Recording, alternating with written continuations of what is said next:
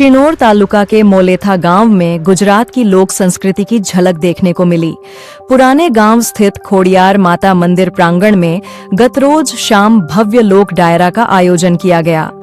लोक गायिका उर्वीबेन राठवा ने अपने मधुर और जोशीले स्वरों से डायरा स्थल पर खूब रंग जमाया।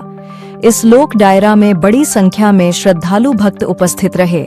कार्यक्रम का आयोजन मोलेथा गांव के महादेव ग्रुप के युवाओं द्वारा खोड़ियार जयंती के अवसर पर जयदीप पटेल के मार्गदर्शन में किया गया।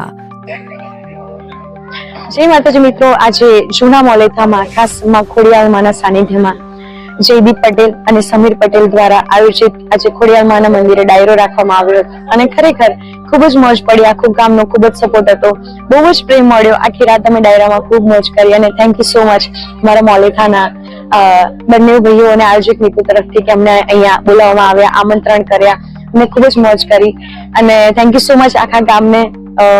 તો તમને આભાર વ્યક્ત કરું છું।